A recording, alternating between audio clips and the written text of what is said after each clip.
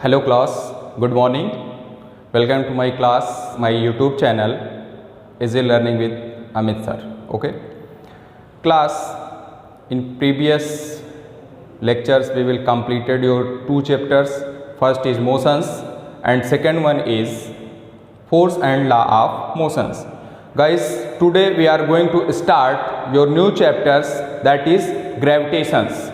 Okay. In this chapters we will discuss about the what is gravitations, universal law of gravitations, accelerations due to gravity, Kepler's law of motions, free fall of body, mass and weight. Okay guys, आपको एक बात और मैं बता दूं कि आपके CBSE ने आपके इस चैप्टर से जो फ्लोटेशन का पार्ट था, जिसमें आर्किमिडीज प्रिंसिपल्स, थर्स्ट और ऐसे ही कुछ टॉपिक्स थे, उसको सीबीएसई ने रिमूव कर दिया है, तो हम उसको नहीं पढ़ेंगे. ठीक है, तो हमको सिर्फ पढ़ना है ग्रेविटेशन के बारे में. तो first we start what is the gravitations. Okay, our first topic is gravitation.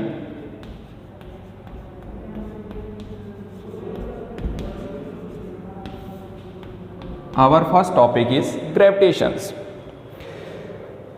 Guys, जब कोई एक पीस ऑफ स्टोन को आप किसी हाइट से छोड़ते हैं तो वो फ्रीली फॉल होता है डाउनवर्ड डायरेक्शंस में टुवर्ड्स द अर्थ. या कोई भी आप मैसिव बॉडी को किसी भी हाइट से छोड़िए या आप किसी भी बॉडी को आप ऐसे थ्रो करिए ऊपर, तो कुछ हाइट के बाद वो फिर रिटर्न होता है टुवर्ड्स द अर्थ. ठीक, ऐसा क्यों होता है? सर आइजैक न्यूटन का आपने नाम सुना होगा. सर आइजैक न्यूटन, और एक कहानी भी सुनी होगी कि उनके सर पे एक एप्पल गिरा. ये कुछ लोग कहीं पे आपको ये भी मिलेगा कि उनके वो पेड़ के नीचे बैठे थे, उनके सर पे एप्पल गिरा, तो उन्होंने सोचा एप्पल मेरे सर पे क्यों गिरा. और कहीं आपको ये भी मिलता है कि वो अपनी विंडो के पास खड़े थे और उनके जो फील्ड था, घर के बाहर जो फील्ड था, वहाँ पे एक एप्पल का ट्री था और वहाँ से एक एप्पल पेड़ से टूटकर नीचे गिरा और उन्होंने उस एप्पल को टूटकर नीचे गिरते हुए देखा. The idea will come in the mind of sir Isaac Newton why it is fall in downward direction towards the earth. Why apple does not move in upward directions? Why apple does not move beyond the straight line? Means वो सीधा नीचे गिरा, सीधा ना गिरने की बजाय वो तिरछा होके क्यों नहीं नीचे गिरा? जहां से टूटा बिल्कुल सीधा आके नीचे ही गिरा, ऐसा क्यों हुआ? तो गाइज, इस टॉपिक को पढ़ने से पहले हम आपको लेके चलते हैं प्रीवियस चैप्टर्स में. First chapters motion. What is the motion? And second one is the force. This second chapters is explain why happened motion. Motion क्यों होता है, क्यों पॉसिबल है. तो गाइस, अगर मैं वन वर्ड में आपको आंसर आपसे पूछूंगा तो your answer is the force. When you applied the force, external force, unbalanced force on any object, the object will change your position. Means it will change from rest to motion or motion to rest.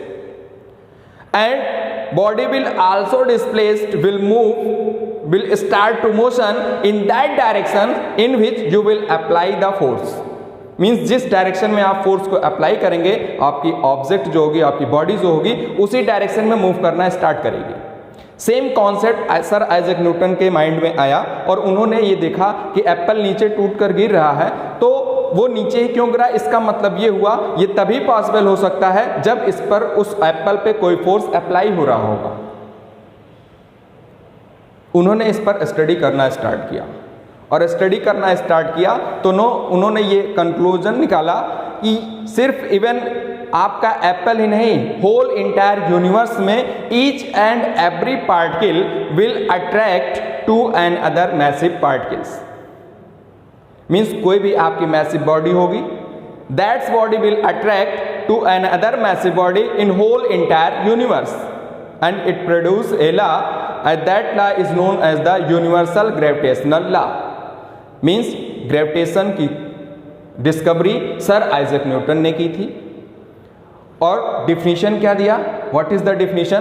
The phenomena of attraction of any two body is known as the gravitation and the force by which the body will attract, that force is known as the gravitational force. Then what is the definition? The phenomena of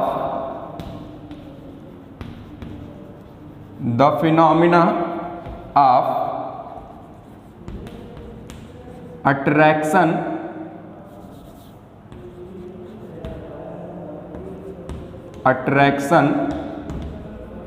of two body is called gravitation.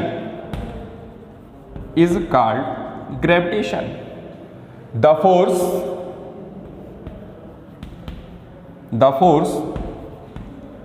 by which body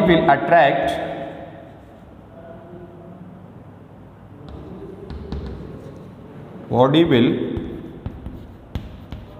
attract that force is called gravitational force.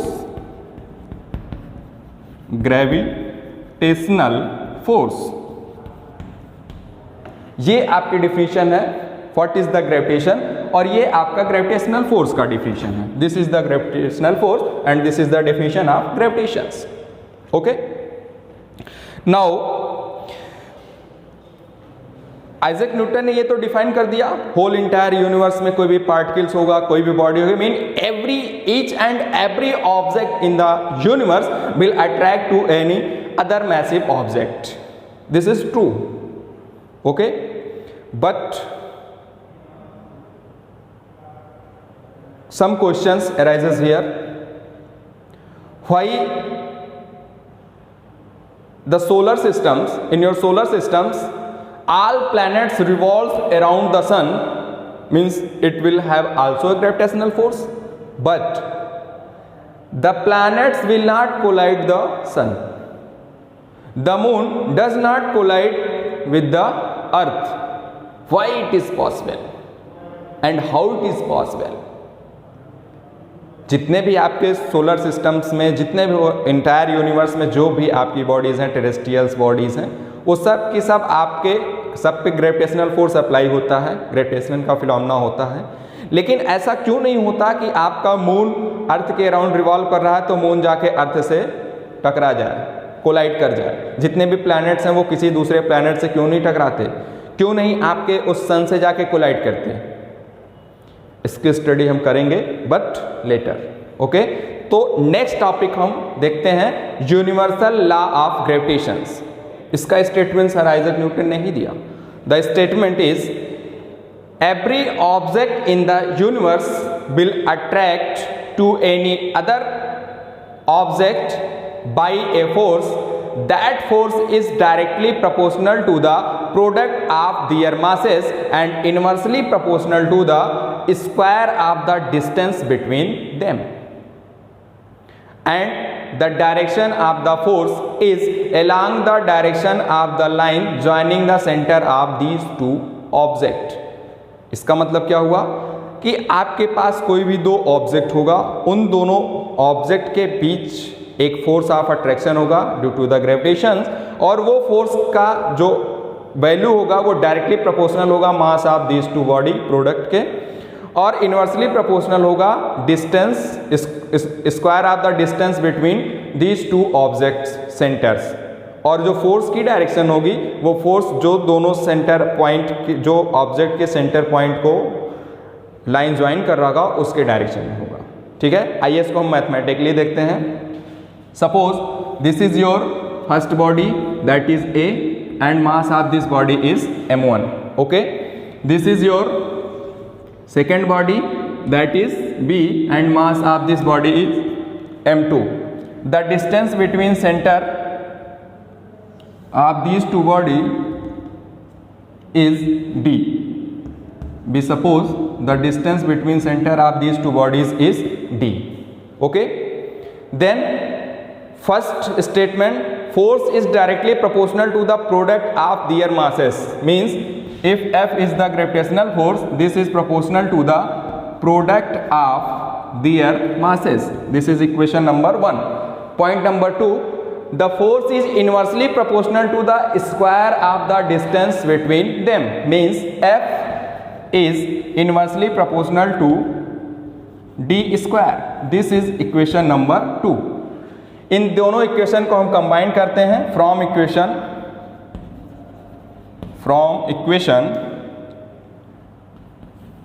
1 and 2, F is proportional to product of masses and inversely proportional to square of the distance. ये proportionality का sign आप remove करेंगे तो यहाँ एक constant add होगा, that is capital G, m1 into m2 upon d square. This is the mathematical form of Newton's universal gravitation law. ये आपका इक्वेशन नंबर 3 मैथमेटिकल फॉर्म है यूनिवर्सल ग्रेविटेशन लॉ का. Where what is G? ये m1 m2 d square and f you all know, but what is G? G is the Newton. There where G is universal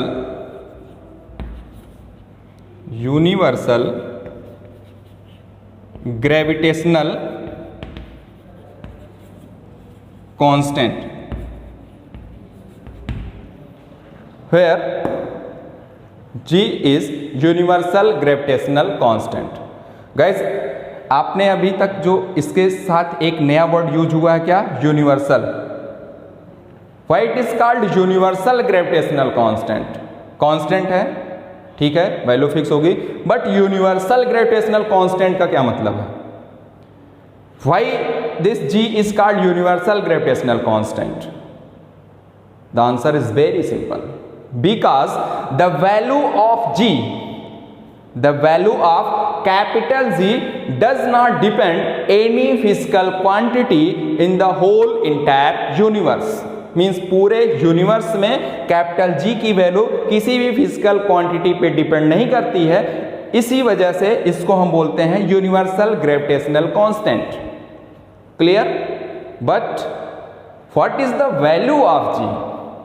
it does not depend on the any physical quantity entire whole universe, that's fine, but what is the value? One important things is here. Sir Isaac Newton ने universal gravitation law को दिया, उसको formalise कर दिया, whole entire universe में कैसे work कर रहा है ये भी इन्होंने बता दिया, बट कैपिटल G की वैल्यू को इन्होंने डिफाइन नहीं किया. मींस कैपिटल G की वैल्यू को ये फाइंड आउट नहीं किए, बोले बाद में देखते हैं, कभी कर लेंगे. ठीक है, तो हम अब डिस्कस करते हैं what is the value of capital G and what is the unit of capital G and what is the definition of capital G. Okay, our next topic is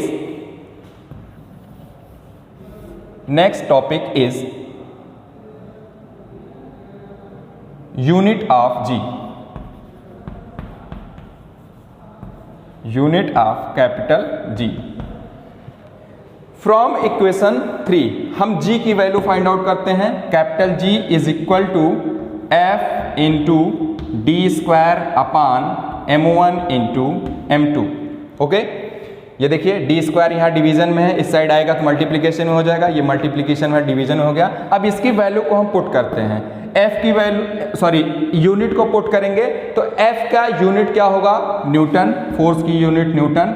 D means distance, distance की unit होती है metre, D square है means metre square, upon m1 means mass, mass की unit that is kilogram into kilogram.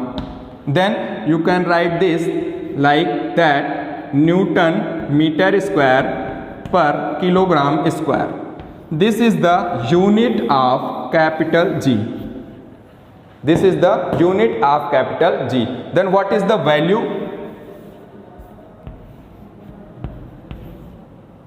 Value of capital G. What is the value of capital G? Newton ने तो value find out नहीं किया, तो एक scientist थे जिनका नाम था हेनरी कैवेंडिश। ये साइंटिस्ट थे जिन्होंने जी की वैल्यू को फाइंड आउट किया, और एसआई सिस्टम में जी की वैल्यू जो होती है वो होती है 6.673 into 10⁻⁻11 newton metre square per kilogram square. Okay, but in CGS system G is equal to 6.673 into 10⁻⁻8 newton metre square per kilogram, newton 6.673 into 10⁻⁻8 9 centimetre square per gram square. ये important point है। SI system में आपकी unit 6.673 into 10⁻11 newton metre square per kilogram square.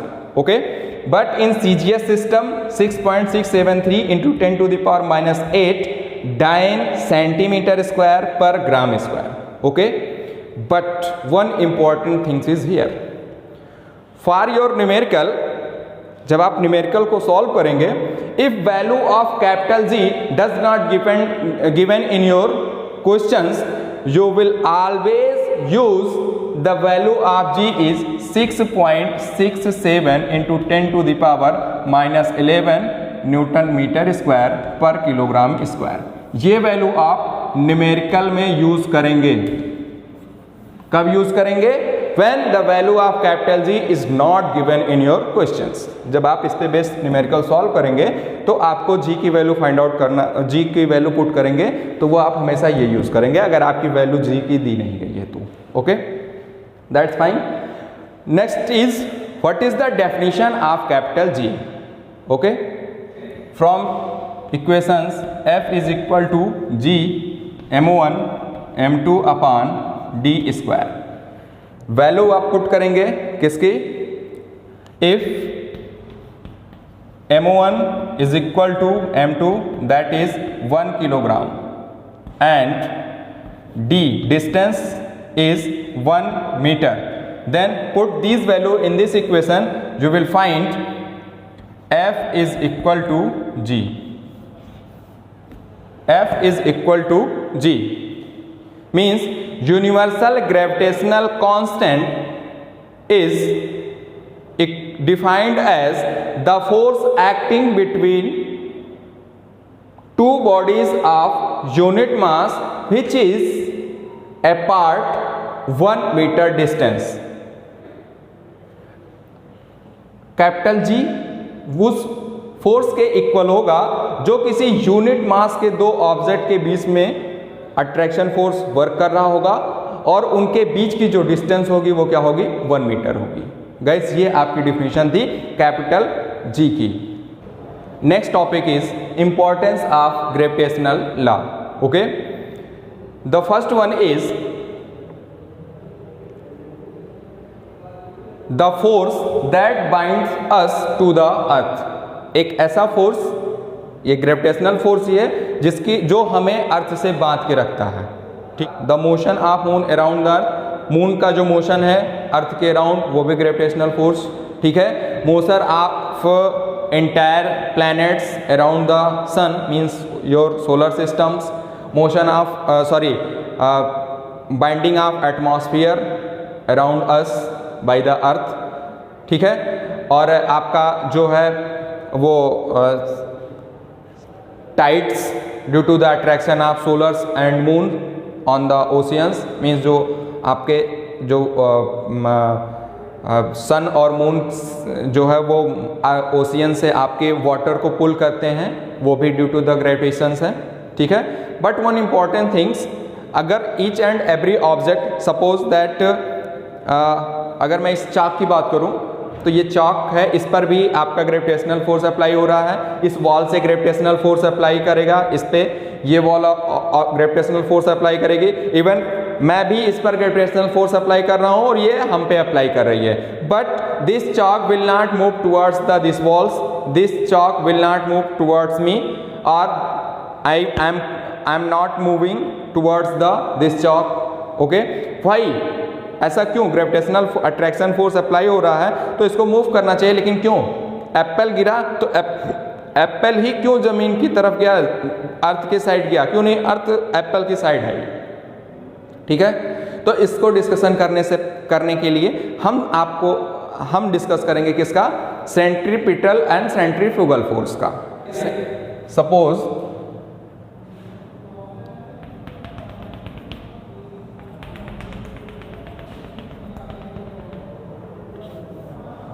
ये कोई एक centre point है और यहाँ पे कोई आदमी, आप खड़े हैं, ठीक है, और आपने एक रोप से एक स्टोन को बांध रखा है। ये आपका स्टोन है, this is rope and this is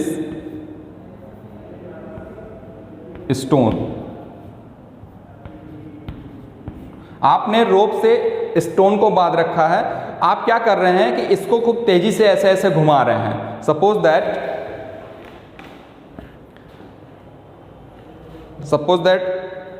ये मेरी रोप है, ठीक है। आपने क्या किया कि इस पे आपने बांध रखा है क्या? स्टोन को, और ये सेंटर पॉइंट है। तो हम क्या कर रहे हैं, इसको ऐसे तेजी से ऐसे ऐसे घुमा रहे हैं। जब आप इसको ऐसे तेजी से ऐसे ऐसे घुमाएंगे, इस तरीके से आपका मूव करेगा, तो ये क्या होगा? ये आपका रोटेशन में आएगा, ये आपका रोटेट कर रहा होगा। और जब ये रोटेट कर रहा होगा तो इस स्टोन को, ये स्टोन जो है ये सर्कुलर पाथ पे मूव कर रहा है। सर्कुलर पाथ पे मूव कर रहा है, इसका मतलब क्या हुआ कि each and every point of this circular path the direction of velocity is change. The direction of velocity is change means, अगर आप इसकी बात करें, अगर ये इस डायरेक्शन में मूव कर रहा है तो इस डायरेक्शन में इसकी वेलोसिटी की डायरेक्शन ये होगी। इस पॉइंट पे अगर बात करें तो यहाँ पे डायरेक्शन ये होगा, अगर यहाँ पे बात करें तो ये होगा, यहाँ पे बात करें तो ये होगा। मीन्स टेंजेंशियल, जो इसका टेंजेंट होगा वो इसकी डायरेक्शन को शो करेगा, और डायरेक्शन को शो करेगा तो मीन्स ये हुआ कि इसके एक्सीलरेशंस भी चेंज होंगी। बट अगर आपके अचानक रोप ऐसे आप राउंड कर रहे हैं, अचानक आपकी रोप ब्रेक हो जाए, आपकी रस्सी जो है वो टूट जाए, तो क्या होगा? ये एक लीनियर स्ट्रेट लाइन में क्या कर जाएगा? मूव कर जाएगा। कौन? ये जो आपका स्टोन है। क्लियर? तो गाइस, अगर ये मूव कर रहा है तो मीन्स इस पर कोई फोर्स अप्लाई हुआ। अगर ये ब्रेक हुआ रोप तो इसका मतलब इस पर कोई फोर्स अप्लाई हुआ जो इसको इसके सर्कुलर पाथ के बियॉन्ड स्ट्रेट डायरेक्शंस में लीनियर पाथ को फॉलो करते हुए आगे गया। एंड ये इस सर्कुलर पाथ पे मूव कर रहा है, इसका मतलब इस पर भी कोई फोर्स अप्लाई हो रहा है जो इसको इस सर्कुलर पाथ पे मूव करा रहा है। ठीक है, जो फोर्स सर्कुलर पाथ पे मूव कर रहा है तो इस पे इनवर्ट डायरेक्शन में means towards the centre, means centre seeking force will applicable on this stone and that force is known as the centripetal force. Centripetal force, that force is centre seeking, that force is centre seeking. Centre means centre की तरफ, seeking मतलब उसको खींच रहा है, means centripetal force की direction invert direction में होगी। एंड जब ये आपकी रस्सी ब्रेक हो जाएगी तो इस तरफ इस डायरेक्शन में जो फोर्स मीन्स आपका स्टोन यहां कहीं मूव कर जाएगा, वो आपका होगा सेंट्रीफ्यूगल फोर्स। Centrifugal force. और गाइस, अगर मैं इसके फार्मूले की बात करूं तो इसका फार्मूला होता है F is equal to M V square upon में आर, वी स्क्वायर अपान में आर, ये फार्मूला होता है सेंट्रीपिटल फोर्स का। और अगर आप इसी में माइनस साइन का यूज कर दीजिए एम वी स्क्वायर अपान में आर, तो ये फार्मूला आपका होता है किसका? सेंट्रीफ्यूगल का, सेंट्रीफ्यूगल फोर्स। गाइस, ये तो आपको नहीं पढ़ना है बट आप सिर्फ जानते रहिए। मींस दोनों का मैग्नीट्यूड इक्वल है बट क्या है? डायरेक्शन अपोजिट है। According to Newton's third law, equal and opposite reaction of each and every actions. तो इसकी वजह से ये सेंट्रीफ्यूगल फोर्स बाहर की तरफ काम कर रहा है, सेंट्रीपिटल अंदर की तरफ, जिसकी वजह से ये एक सर्कुलर पाथ पे क्या कर रहा है? मूव कर रहा है। ठीक है, तो ये आपका सेंट्रीपिटल और सेंट्रीफ्यूगल का बेसिक एग्जांपल्स था। जो आप एक रस्सी से बांध के स्टोन को इजीली अंडरस्टैंड कर सकते हैं। ठीक है, तो कॉन्सेप्ट हमारा ये था सेंट्रीपिटल और सेंट्रीफ्यूगल का, और ये थी इसकी definitions. Okay, our question is why does not moon collide with the earth. Means suppose that ये आपकी अर्थ है, ये आपका अर्थ है, this is earth and this is moon. ये इसके चारों तरफ मूव कर रहा है, इस पे एप्लीकेबल है आपका क्या, ग्रेविटेशनल फोर्स, बट ये इस पे जाके कोलाइड क्यों नहीं कर रहा है? Why it is not collide earth moon collide with the earth?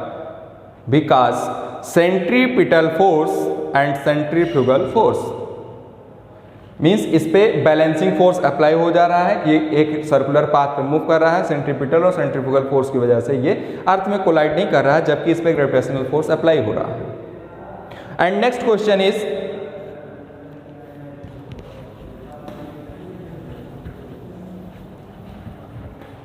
Why does not earth move towards the Apple?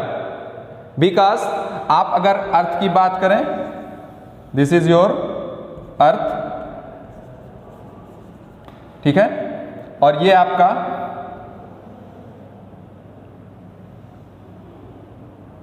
Apple है, this is your Apple. Okay, this move in this direction but earth does not move towards the Apple. Why?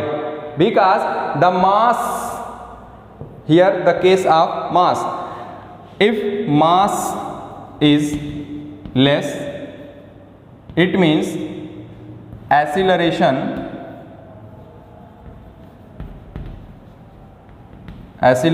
is greater. How? F is equal to ma, here A is equal to F upon में m, means A is inversely proportional to mass. Mass is less, mass वह कम होगा तो acceleration क्या होगा, maximum होगा, और mass is greater than acceleration is less, और मास अगर आपका ज्यादा होगा तो एक्सीलरेशन क्या होगा, कम होगा। अर्थ के कंपैरिजन में आपके एप्पल का जो मास है वो क्या है, निग्लेजिबल मास है, निग्लेजिबल मास है, means acceleration of earth is very very less, means, और एप्पल का मास क्या है इन कंपैरिजन, अर्थ का मास एप्पल के कंपैरिजन में बहुत ज़्यादा है, तो इस पे जो आपका अर्थ का जो एक्सीलरेशन होगा वो क्या होगा, लेस होगा, और एप्पल का एक्सीलरेशन क्या होगा, मैक्सिमम होगा, और एक्सीलरेशन अगर मैक्सिमम होगा तो वेलोसिटी मीन्स चेंज हो रही होगी, और वेलोसिटी चेंज हो रही होगी तो ये क्या होगा, टुवर्ड्स द अर्थ मूव करेगा। इस यही रीज़न है कि ये टुवर्ड्स द अर्थ मूव करता है। ओके, ये न्यूटन्स के सेकंड लॉ को फॉलो कर रहा है। Clear guys? तो नेक्स्ट हम देखते हैं F is equal to G m1 m2 upon में r स्क्वायर पे एक छोटा सा numericals. Okay, this is your questions.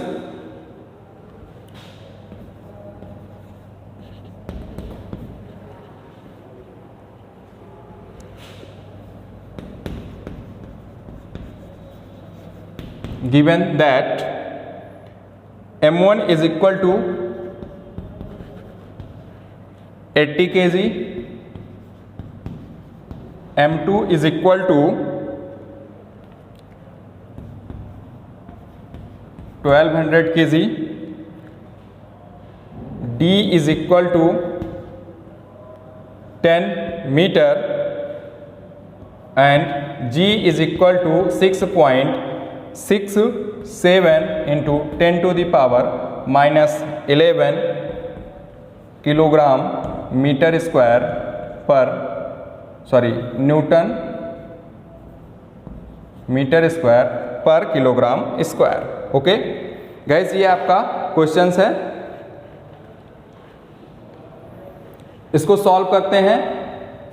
Question में आपके दिया गया है mass of body, first body is 80 kg, m2 is 1200 kg, d is 10 meter and g is 6.67 into 10 to the power 11 Newton meter square per kilogram square. We know what you know, F is equal to m1 m2 upon d square. Put the value, then F is equal to value of G is 6.67 into 10 to the power minus 11 multiplied by first mass, that is 80, second mass this is upon में d square means 10 का square. Okay, you sort out this. 2 0 से 2 0 ये cancel हो जाएगा, ये देखिए इसकी value आपकी हो जाएगी 100, तो यहाँ से ये 2 0 कैंसिल हो जाएंगे, वैल्यू आपकी होगी 80 multiplied by 12 multiplied by 6.67 into 10 to the power minus 11. इसको आप सॉर्ट आउट करेंगे तो वैल्यू आपको मिलेगी, यहाँ से आप इसको सॉल्व करेंगे तो ये वैल्यू 12 का 8 से मल्टीप्लाई करेंगे तो क्या हो जाएगा 98 96 12 8 जा 96 into 6.67 multiplied by 10 to the power minus 11, और इसको आप सिंप्लीफाई करेंगे तो आपको वैल्यू निकल के आएगी 6.40 into 10 to the power minus 4, 6.40 into 10 to the power minus 4 Newton.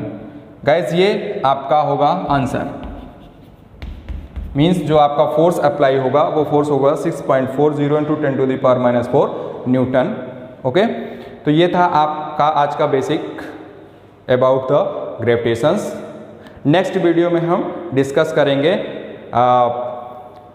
Gravitational force of different bodies and Kepler's law of planetary motions. Okay guys, ये वीडियो आपको पसंद आया होगा, और कोई भी प्रॉब्लम होती है तो आप हमसे मैसेज करके कमेंट बॉक्स में पूछ सकते हैं. Okay, thank you guys, all the best.